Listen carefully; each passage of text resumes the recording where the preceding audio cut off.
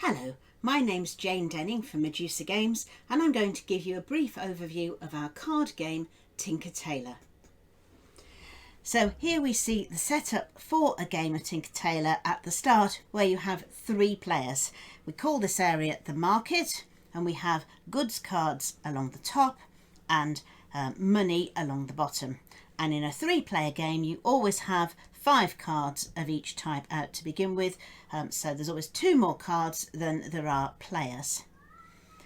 There are 5 different types of goods in the game, ranging from bread through fish, cloth, there's also wine, and then lastly gems. And when we come to score at the end of the game, it's all about building sets of cards. So if I wanted to buy a fish, it would cost me 2 points. But at the end of the game, one fish would get me no points at all, whereas 8 fish would get me 36 points.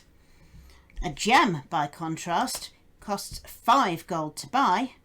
1 gem is only worth 4 points at the end, but 8 gems is worth 90 points. However, there are not very many gems in the deck at all, as though the other players really shouldn't be allowing me to gather quite that many. There's also money. You use money to buy goods. It's one of the ways to get goods is just to buy them with money. At the end of the game, money is only worth half, so you want to concentrate on using it to buy goods, as that will get you more points.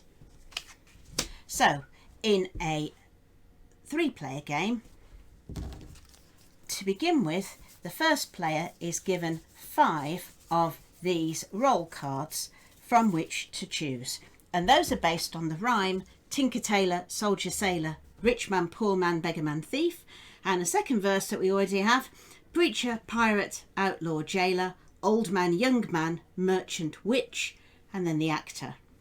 So if, for example, these were the 5 cards that I had to choose from, as first player, I know that all these 5 cards are going to be in the first round.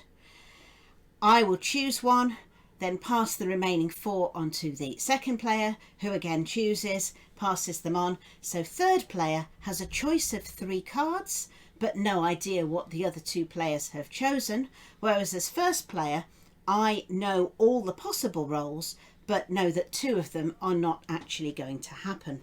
And that's important because this is a game where the rolls do interact with each other.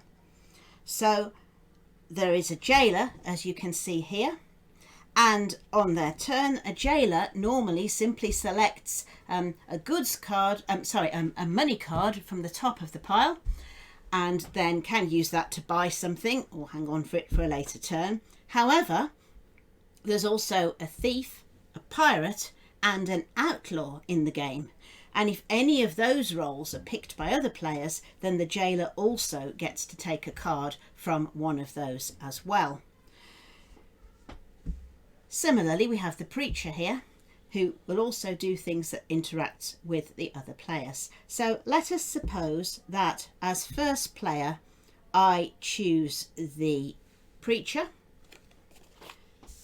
Second player, seeing that there are both the pirate and the thief in the game, decide to choose the jailer, and then the third player decides to go with the pirate.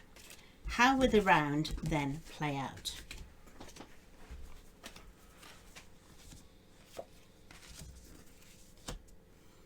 So the first player simply starts to go through the rhyme: Tinker, Tailor, Soldier, Sailor, Rich Man, Poor Man, Beggar Man, Thief. Preacher. I'm the preacher. What do I now do? Well, you simply read what it says on the card and carry out that action. So the preacher draws up to 3 goods cards from the top of the deck, selects the best one for himself, hands another one to the beggar man or the poor man, or if neither of those are in the round, the player of their choice, and discards the remaining one.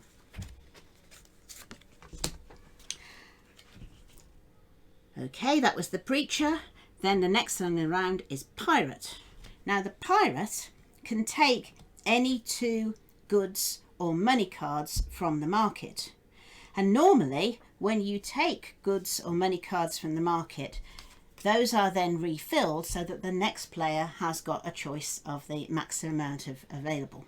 However, the pirate will instead place one of these pirate cards in there, and they stay until the next round of the game, so that's reducing the choice for the other players. So I've got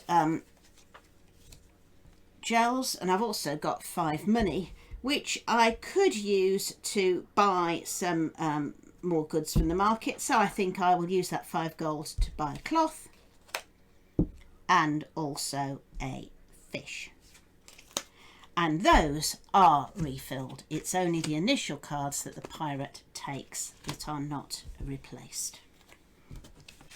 So that is that. Then the next person is the jailer. Now the jailer is rather pleased that somebody also chose pirate, because what he can now do is firstly take a money card, which is 2, so that would enable him to buy a fish. And in addition, he also gets to take one of the cards from the pirate. So that's the end of the first round. The roll cards are gathered back in, reshuffled with the other cards in the deck, and distributed, and the next moves around with the second player now being the first player, and so on. So it's quite a straightforward game. You can play it with young children, because although there is writing on the cards as to what each card does, once they know the rules, they don't need to know that. They can just recognise the pictures and choose that way. And certainly my husband has been beaten by a 7-year-old before now.